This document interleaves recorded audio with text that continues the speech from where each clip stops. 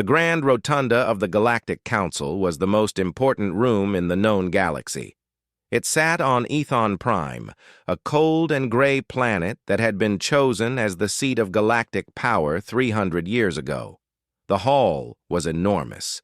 The ceiling rose so high that the upper rings disappeared into shadow. Around the central floor, the seats of 47 species curved upward in wide arcs, each section marked by the colors and symbols of a different world. And the air always smelled faintly of something burnt, because the Vreth Dominion's delegation ran their atmospheric filters too warm, and no one had ever asked them to stop. It was a normal session day. The agenda was long and mostly dull. There were trade disputes between the Luminari and the Soth Collective. There was a border argument near the Duskfall Nebula. There were resource allocation votes that had been delayed 4 sessions in a row.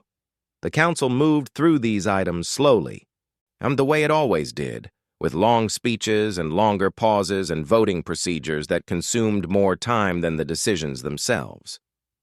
Near the bottom of the agenda, almost as an afterthought, was a single line item. It read, "Human Delegation, Formal Notice of Withdrawal." Most of the delegates had not read past the first 3 items on the agenda that morning. The ones who had read the full list assumed it was a mistake, or perhaps a protest gesture that would be walked back before the session ended. Humans had made dramatic gestures before. They had walked out of votes. They had refused to sign resolutions. Once a human delegate had stood at the podium for 2 hours, reading aloud the names of every non-human species that had died in a conflict the Council failed to prevent. It had been uncomfortable. Nothing had changed. So when the human delegation's turn came, the hall was only half paying attention. Then Ambassador Seraphine Voss walked to the central podium alone. She was a tall woman with short gray hair and dark eyes that moved slowly and did not seem nervous. She wore no ceremonial robes, no diplomatic sash, none of the decorative clothing that other species ambassadors wore when they wanted to appear important. She wore a plain dark jacket and carried nothing except a single folded piece of paper. She did not tap the microphone. She did not clear her throat. She placed the folded paper on the stone dais in front of her, smoothed it once with her fingers, and looked up at the hall. The people of Earth and all human settlements within Council-aligned space formally withdraw from the Galactic Council, effective immediately, she said. The terms of withdrawal are outlined in the document I have placed before this body. We thank the Council for 300 years of cooperation. She paused. The hall was very quiet. We wish you well, she said, and then she bowed. It was a short, clean bow, not deep, not dramatic. She turned around and walked back toward the human delegation section, except the seats were already empty. They had been empty since before the session began. No one had noticed. She walked out through the main doors, and the doors closed behind her. For a moment, no one spoke. Then the Vreth Dominion's high speaker, a large creature named Gorath, who had 4 arms and a habit of speaking before thinking, let out a short laugh. It echoed in the hall. A few other delegates joined in quietly. There were murmurs. Someone near the Soth Collective section said, loud enough to be heard, "Finally, they were slowing everything down anyway." Elder Thesson of the Luminari said nothing. He sat very still in his seat and stared at the closed doors. He was an old delegate, one of the longest serving in the Council, and he had seen many things in this hall. Something felt wrong to him, even though he could not name it clearly. The way she had walked out, the way the seats had already been empty, the way she had not looked angry or sad or even proud. She had looked like someone who had already finished a task and was simply moving on to the next one. He thought about saying something. He looked around at his fellow delegates. Gorath was still chuckling. The session moderator had already moved on to the next agenda item, as if a species of 8 billion people had not just ended 3 centuries of membership in the time it takes to read 2 sentences. Thesson said nothing. What no one in that hall understood yet was that the walkout had been planned for 18 months. not the speech. That had been written in an afternoon. The planning was everything that had happened before the speech. Over the previous 72 hours, and every human being working in a council-affiliated post across 50 star systems had quietly packed their things and left. Scientists had logged out of shared research databases and taken their notes with them. Engineers had completed their final maintenance shifts, filed their last reports, and boarded transports home. Military liaisons had shaken hands with their alien counterparts, smiled, and said they had to go.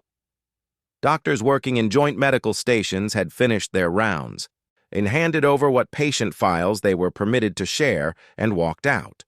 Not a single human had made a scene. Not one had given a speech or written an angry letter or posted a message to the council's public communication channels. They had simply finished what they were doing and left, in the same quiet and organized way that Seraphine Voss had placed that piece of paper on the dais and bowed.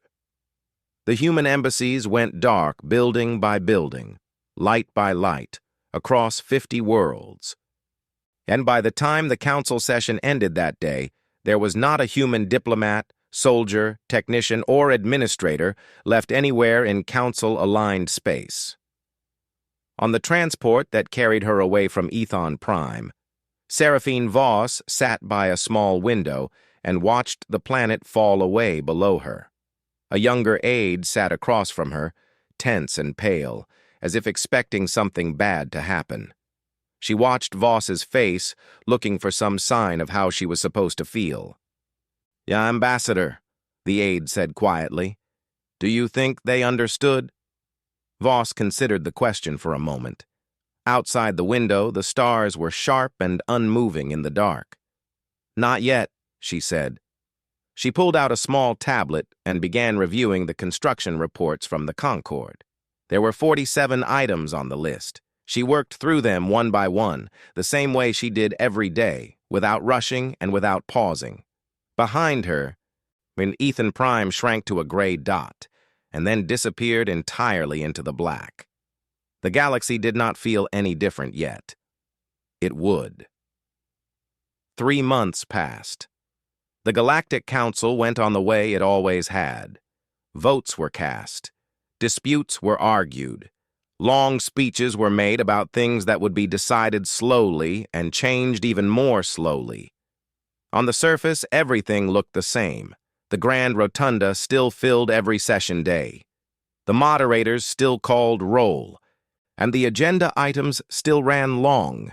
But underneath the surface, things were beginning to go wrong. Not loudly, not all at once, the way a wall begins to crack. Small lines at first, easy to miss, easy to explain away, until one day the wall is no longer a wall.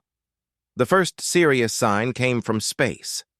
The myriad shipping lanes were a network of calculated travel paths that ran through the galaxy's busiest trade corridors.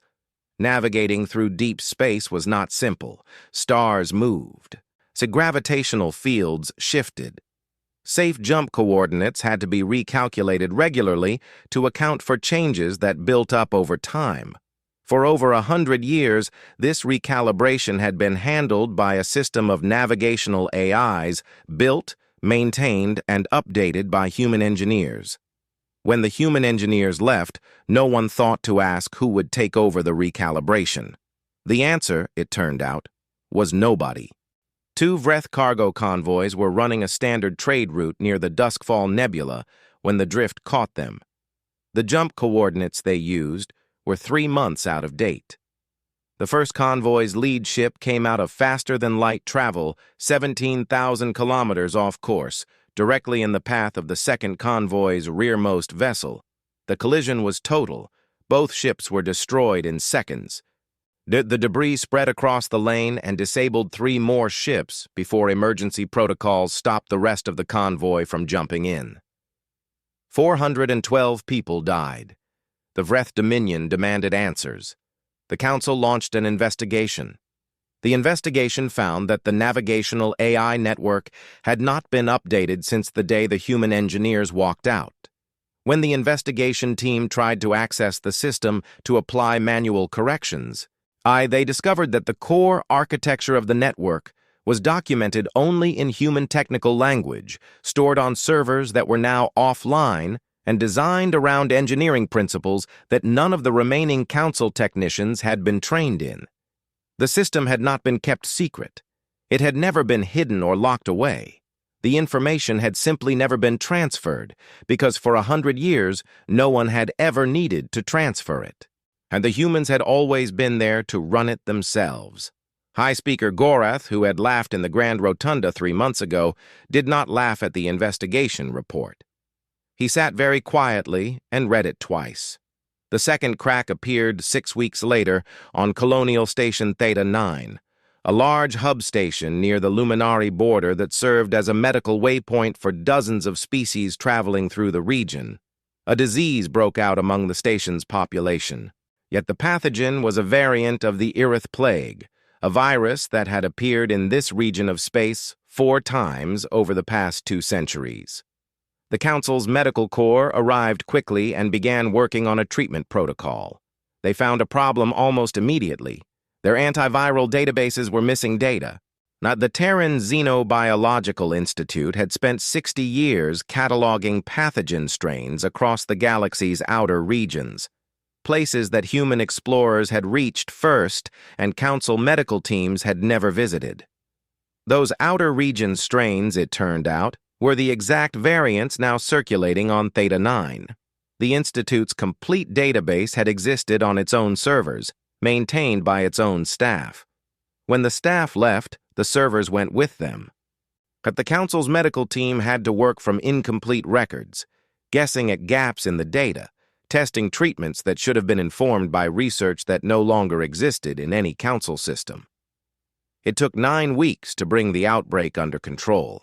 Thousands of people became seriously ill.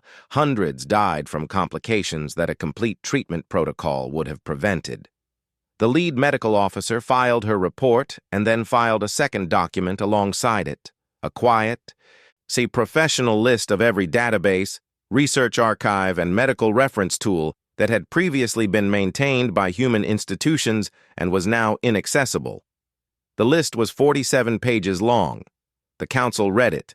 The Council voted to request that the document not be shared publicly.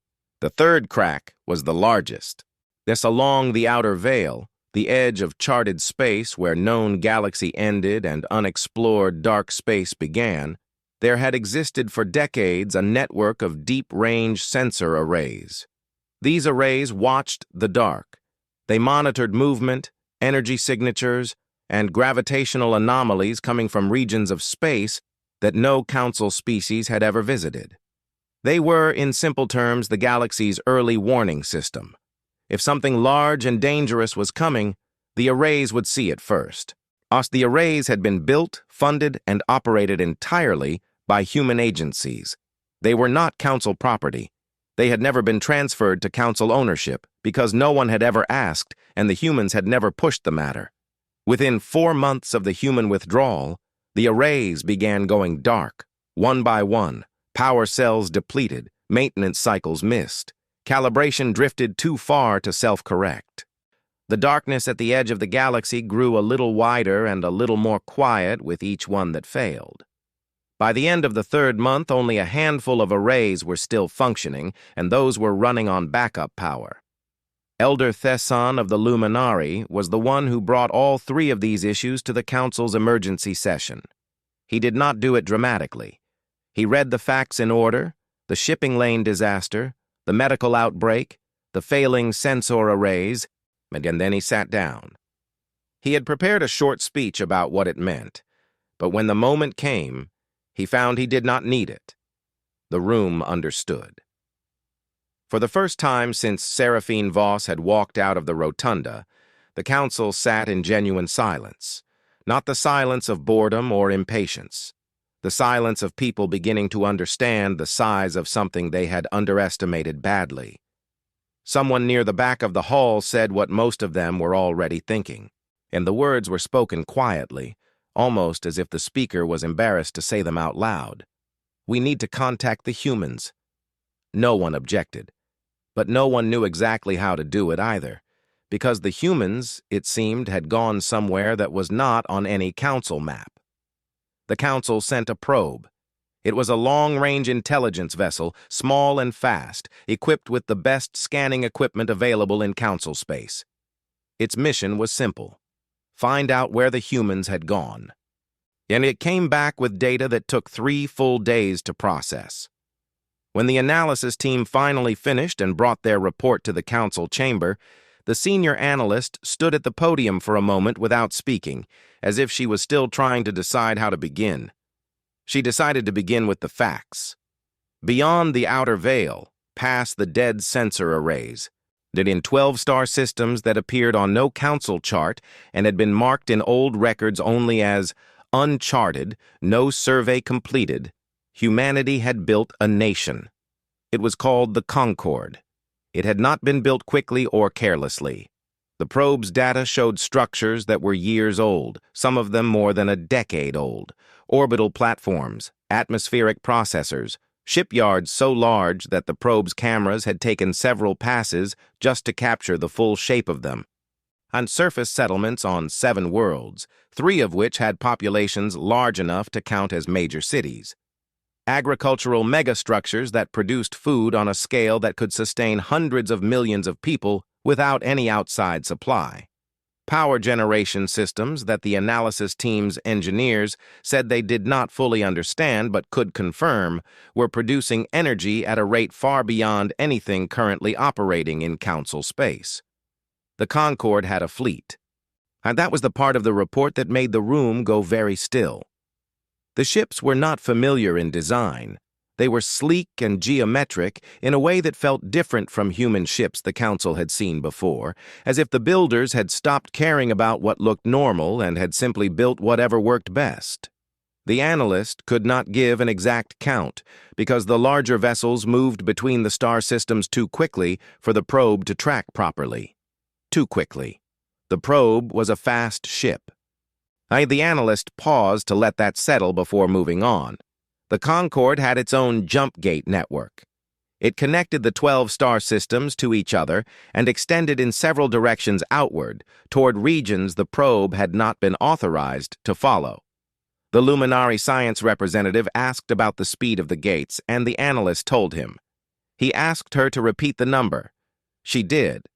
He said nothing else.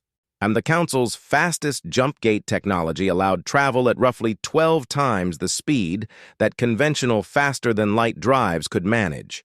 The gates humanity had built in the Concord operated at a factor the analyst's team had calculated 3 times before accepting because the first 2 times they had assumed they made an error. It was not an error. Then there were the other species.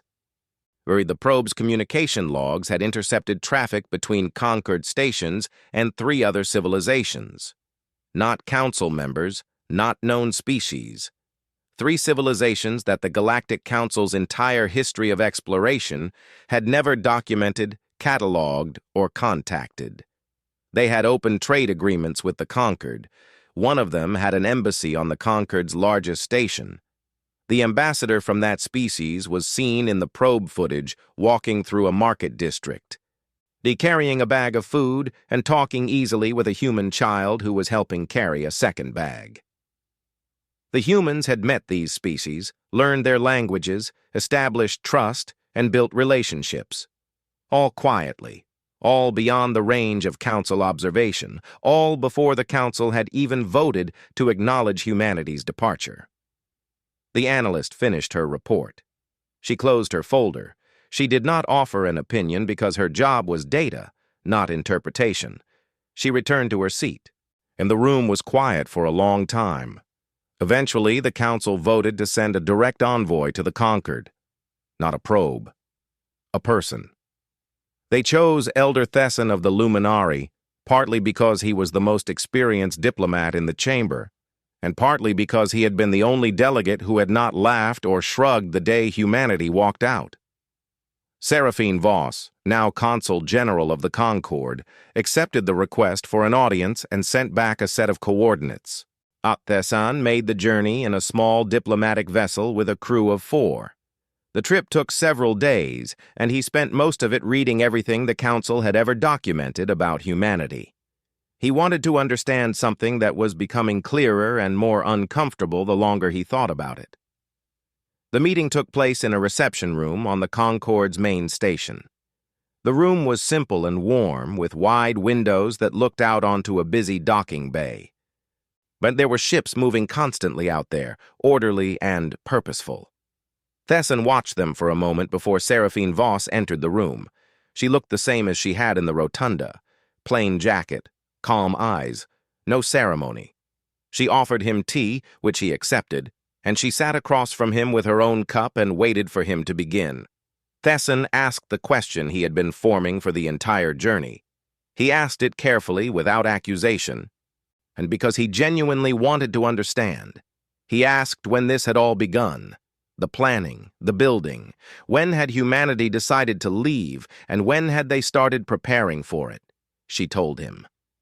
The decision had come after the 531st vote, in the Council's 417th year of operation, when a human proposal to extend early warning sensor coverage to the galaxy's southern rim had been dismissed in committee without ever reaching the floor. It had been dismissed not because anyone disagreed with it, but because the committee chair that cycle had been a Vreth representative who found the proposal too long and had simply moved on to the next item without comment. No one even argued against it, Voss said. It was just skipped, and we realized that was actually worse. It meant no one was even listening. That had been 18 years ago. Thesson did a quiet calculation in his mind and kept his face still. We were never angry, she continued. Not truly. Frustrated, yes, but the Council was what it was, and we had spent enough time hoping it would change, so we stopped hoping and started building. Thesson set down his tea. He looked at the ships moving in the docking bay. The sensor arrays, he said. You knew something was in the dark beyond the veil. She nodded once. We knew, she said. We had been watching it for 11 years. He looked at her. And now? She held her cup with both hands, looking out the window at the busy and quietly powerful world her people had built. Now, she said, that is something we should talk about. The thing in the dark had a name now. The Concord scientists had been studying it for 11 years and had settled on calling it the Rekthon Convergence, taking the word from one of the 3 newly contacted species who had encountered it before and survived, barely, and only by running. It was not a single species. That had been one of the first things humanity's analysts had worked to understand, because it mattered enormously in terms of how you faced it. The Rekthon Convergence was more like a process than a civilization. It moved through space-consuming resources, absorbing technology, incorporating whatever it found into itself, and then moving on. The species that made it up had not started as one group. They had started as many. Over time, through methods that the Concorde's biologists still argued about in long and heated research sessions, they had merged, not cooperated, merged. What was left was vast and unified and did not communicate in any way that any known species had been able to understand. It arrived at the galaxy's outer rim without warning. The last of the outer veil sensor arrays had gone dark months before, so there was no early signal, no time to prepare. For the first Council world to see it was a small mining settlement on a moon called Eroth's Point. The settlement sent one emergency broadcast before going silent. The broadcast was 9 seconds long and showed something very large passing through the system. By the time the Council confirmed the broadcast was real and not a technical error, 3 more settlements had gone dark. The Council assembled its combined fleet with a speed that surprised even its own admirals. Because fear is a powerful organizer. 260 warships of 14 different species gathered at a point called Sorrow's Edge, which sat between the advancing Convergence and the nearest populated systems. The fleet was the largest military force the Council had assembled in recorded history. The battle lasted 6 hours. Not 6 days, not 6 weeks. 6 hours. The combined fleet of the most powerful political body in the known galaxy, 260 ships carrying hundreds of thousands of crew, was broken in 6 hours. Not destroyed entirely, but broken. 40% of the ships were lost. 60% of the remainder were damaged too badly to fight. The fleet pulled back in pieces, leaking atmosphere and leaving trails of debris across the sector. The Rekthon convergence did not pursue them. It didn't need to. It simply kept moving toward the populated systems at the same steady pace it had been maintaining the entire time, like a tide coming in.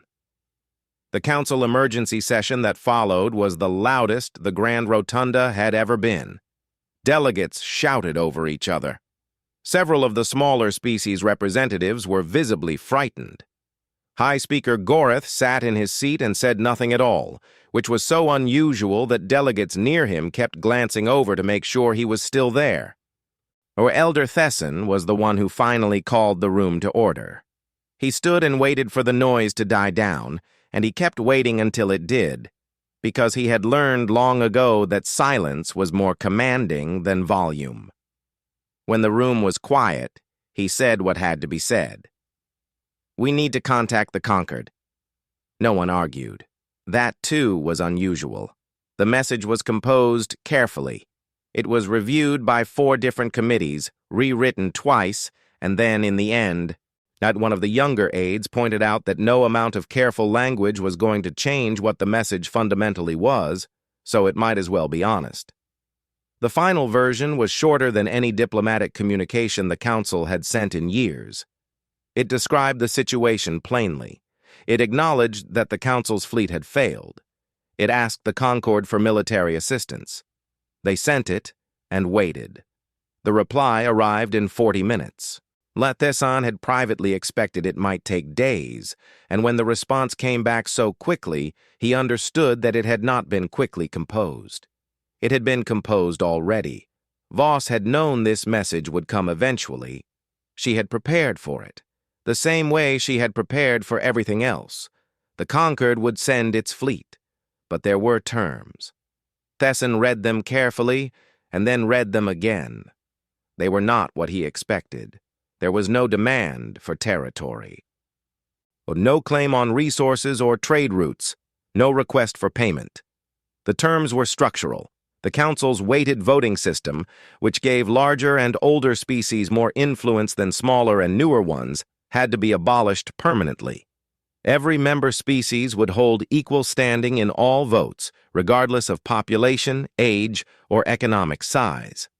A new independent seat would be created for species that the Council had historically ignored or mistreated, and to be managed by an oversight body that the Conquered would help design but would not control. The Conquered itself would not rejoin the Council. It would serve as an external ally, nothing more. The Council debated for 3 days. The Rekthon convergence did not wait. 2 more settlements fell during the debate, and the news of each one arrived in the middle of sessions and had to be read aloud into the record, which made the debates shorter each time. On the morning of the 4th day, every delegate signed the agreement. The Concord fleet came through the jump gates 6 hours later. They arrived at the staging point the Concord's commanders had already selected, weeks before the Council's message had been sent.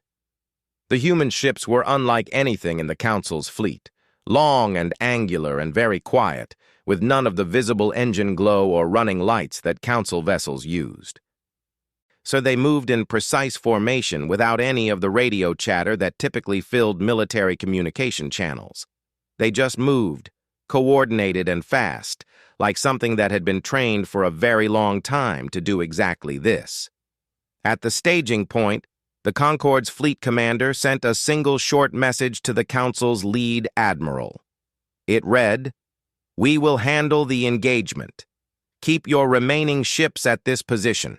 We will tell you when it is over." The Council's admiral, A proud and decorated Vreth officer who had spent 40 years in uniform and had never once been told to wait on the sidelines by anyone, read the message and then, after a long pause, replied with one word. Understood. The battle lasted 11 hours. The Council's remaining ships stayed at the staging point as instructed and watched through long-range feeds. What they saw was difficult to describe and harder to understand. The Concord fleet did not charge the Rekthon convergence. It did not form a defensive wall or try to blast through the leading edge of the mass the way the Council's fleet had attempted at Sorrow's Edge. It moved around the convergence. It moved through gaps in the formation that did not look like gaps until the Concord ships were already through them. It pulled back in certain places and pushed forward in others, and none of it seemed random, though the pattern was not obvious from the outside. The Council's admiral had fought in 6 wars, and he had studied tactics his entire adult life. He watched the battle feed for 11 hours without fully understanding what he was seeing, and in the end, he decided that this was because the Concord was not fighting the convergence the way a military fights an enemy. It was managing it, the way you manage a fire, not by attacking the flames directly, but by controlling where they go, cutting off the fuel, redirecting the heat until the fire has nowhere left to burn. And the Rekthon convergence did not stop. It did not surrender. It turned. Over the course of 11 hours, the Concord fleet, through a calculated series of engagements that the Admiral would later describe in his official report as the most precise military operation I have ever observed, redirected the convergence, pushed it off its course, funneled it through a specific region of space using carefully positioned attacks and withdrawals until it was moving in a different direction entirely, away from populated systems, toward a stretch of dark space that contained nothing but empty star systems and dead worlds. At the 11th hour, the last Concord ship came back through the staging point. The fleet commander sent a second short message. It is over. The convergence is moving away. We estimate it will not return to this region for at minimum 40 years. We recommend the Council use that time to rebuild its sensor network. The staging point was quiet for a long time after that. Then someone aboard one of the Council ships started clapping, and it spread through the communication channels.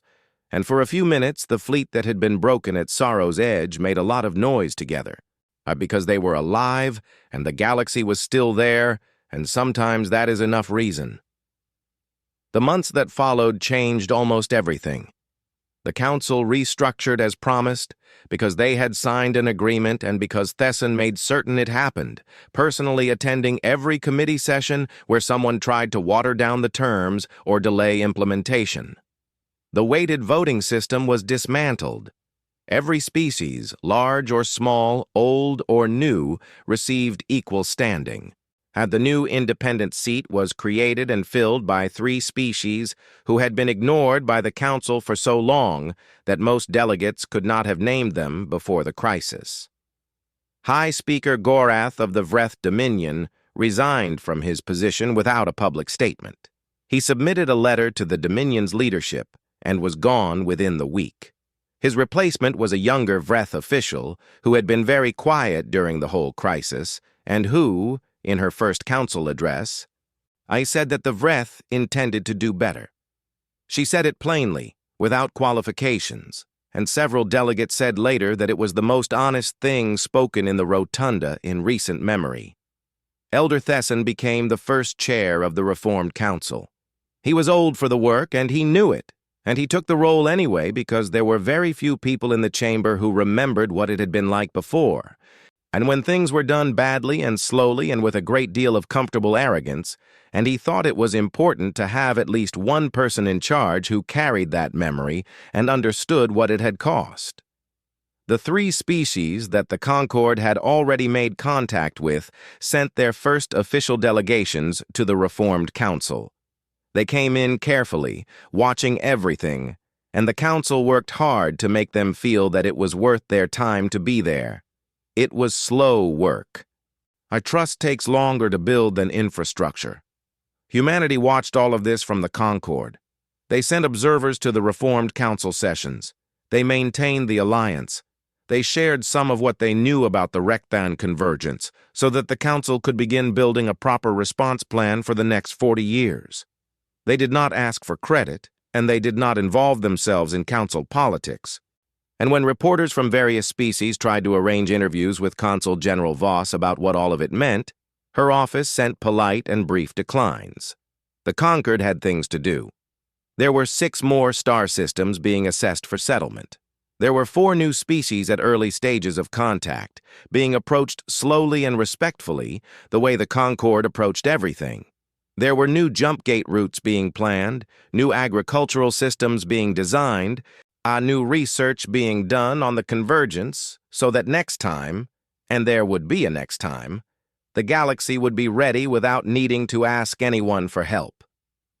In the Grand Rotunda, near the end of the first session of the Reformed Council, Elder Thesson sat beside a young Luminari aide named Orit, who had been assigned to him recently and who asked a great many questions.